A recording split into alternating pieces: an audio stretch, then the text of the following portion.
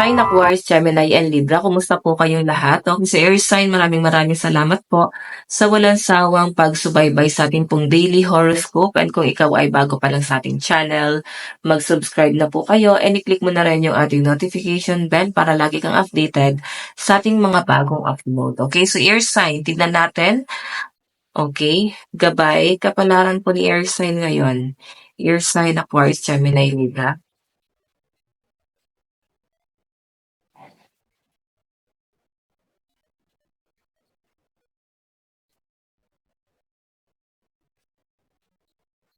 Okay.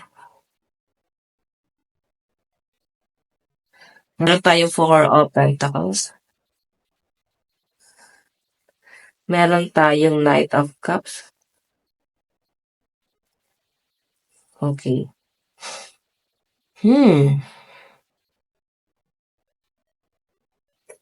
So, actually, sa pinapakita sa akin dito guys, ito guys, Four of Pentacles, parang pag-ano to, masyadong pag-control sa pera. Okay, siguro, mas nagiging matalino ka, mas magiging practical ka, yun, no? Kung ano yung parang pag-uugali mo noon na siguro hindi naman guys naging magastos kasi nakikita ko naman sa mga air sign and yun naman talaga ang katangian ng mga air sign, matalino pagdating sa pera. Okay, sabihin natin na magastos pero alam nyo kasi guys kung paano kukontrolin talaga yung pera nyo. And kung makita nyo guys dead and revert, so may pagbabagong nangyayari. Yung iba sa inyo pwedeng nawalan kayo ng trabaho. Yung iba naman dito guys, parang kailangan nyo guys magtipid dito. Ayan, may mga tinitipid kayo, Four of Pentacles and Knight of Cups. So, sa pinapakita sa akin guys, parang magpapahinga ka, nawalan, ayun, nakakita ko sa inyo guys, nawalan ka ng stress, na-release mo na yan, wala ka na guys iisipin mga problema pa, kahit paano guys, um, parang magagaan na yung pakiramdam mo. Okay, kahit paano guys, magiging kampante ka na hindi kagaya dati na parang ang bigat-bigat ng pakiramdam mo. Okay, yun yung nasasaga po rito. Pero sa ngayon kasi guys, mas maayos. Ayan, mas maayos yung ginagalawan mo ngayon. Yun nga lang guys, eto ha, sabi natin na maayos na nga. Wala na nga ako nakitang stress. Pero I think parang masyado ka guys exhausted pa rin. Parang ganyan. Parang hirap ka pa rin huminga doon sa ginagalawan mo. Parang hindi eh. Parang talagang dapat solid na siya na makakagalaw ka na. Ganun yung pinapakita sa akin, guys. Okay, so meron kang gustong i-pursue pero hindi mo siya guys magawa kasi maraming distraction, maraming responsibility. So nakikita ko guys, mas magiging practical ka rito eh. Mas pagaganahin mo yung isip mo, mas magiging matalino ka. Knight of Swords. Okay, yan yung malinaw na nasasagap ko dyan. Air sign. Okay? Matalino kasi to guys eh. May alam tong si Knight of Swords. Okay? Titingnan natin. New beginning to guys. So, kung ano ba yung nalalaman mo guys, I think mas i-enhance mo. So, pwede guys na parang meron kayo guys sa aralin or baka mag-aaral kayo. Nakikita ko kasi guys parang meron kayong i-enhance eh. Knowledge, I think, magkakaroon ka ng expansion talaga patungkol dyan. Okay? So, tingnan pa natin guys. Hindi lang talaga daw siya guys magiging madali kasi back to zero ka eh. Pagtsatsaga talaga yung gagawin mo. Pero makikita mo guys, unti-unti may outcome talaga. What I mean, nagkakaroon guys ng outcome. Kahit pa paano guys, mas may oras ka, hindi ka stress. Okay? So, tingnan pa natin. Tingnan pa natin. Air sign, Aquarius, Gemini, Libra. Daydream. Kung sa relationship to guys, nahihirapan ka siguro guys sa connection niyo. Connection mo sa person mo kung may love life ka. Kasi parang feeling mo di kanya matulungan or hindi ba siya matulungan. Parang ganon.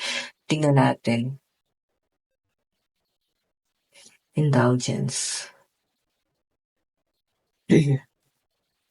Okay, so eto guys, daydream, kung makikita mo, gusto mo siguro guys na huminga muna pansamantala, pero hindi mo talaga siya guys magawa. Okay, hindi mo magawang huminga kasi tignan mo naman, yung pera mo guys is sobrang limitado. Kailangan mo siya guys kontrolin. Okay, Knight of Cups guys. Ayan, yung iba sa inyo guys ito ha, kung meron kayong kung nakaalitan mo yung person mo ngayon, hindi kayo guys nagkasundo, parang nagbubulag-bulagan ka na lang, eh, parang pinapatawad mo na lang, naiinis ka pero parang patatawanin mo na lang kasi Knight of Cups, eh. So, I think mahal mo kasi talaga 'tong taong 'to, ayan. Kahit minsan guys parang ang awkward talagang magpakita ng affection dito sa taong 'to. So, meron tayo guys, ayan, naka-reverse si ano, si ano ba 'to, si Nine of Wands ba 'to? Ayan. Okay, so Ten of Wands. Okay. Actually ito ha, hindi mo na siguro siguro guys gaano nakakausap yung mga friend mo ear sign. May kanya-kanya na sila guys buhay.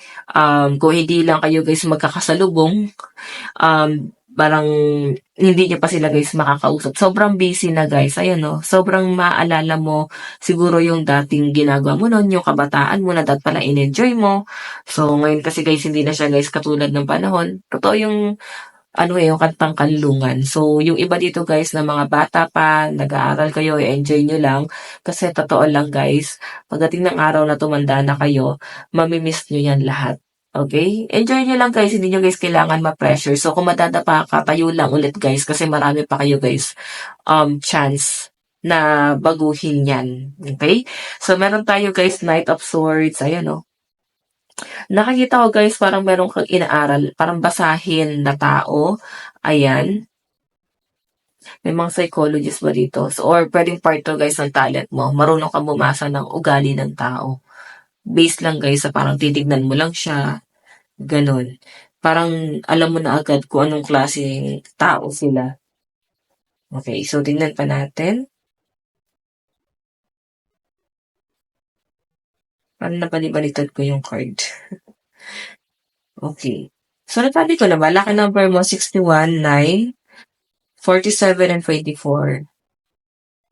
Meron tayong Six of Wands.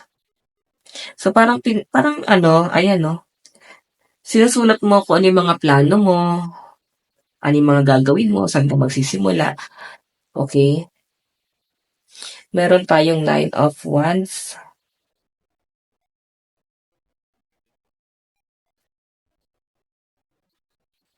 Okay, meron tayo guys Temperance. So, ear sign. I think yung iba sa inyo parang ano, parang meron ka talagang pag-a-adjust. I think sa pakikisama 'to. Inaaral mo kung paano ka makikisama sa isang tao or sa group of people. Pakikisama kasi guys yung nache-channel kong energy. So, pwedeng may patungkol guys sa pakikisama, pakikipagsapalaran, may pag-a-adjust kasi. Okay? So, ayan, parang ang daming time ng mga ear sign ngayon para magplano, mag-isip para sa kanilang goals sa buhay. Okay? So, tingnan pa natin guys. Advice. Meron tayong living with purpose brings me prosperity. So, kung ano man kayo siya nangyayari sa buhay mo ngayon, hindi ka na nai-stress eh. Kasi nakikita mo na parang merong calling sa inyo or kung bakit siya guys nangyayari kasi may magandang mangyayari sa inyo. So, yun na lang siguro din guys yung tinitignan nyo. Sobrang napaka-positive ng energy na nakikita ko rito. So, ear sign, ito lang po ang inyong reading bukas po ulit. God bless and love you all. Bye-bye po.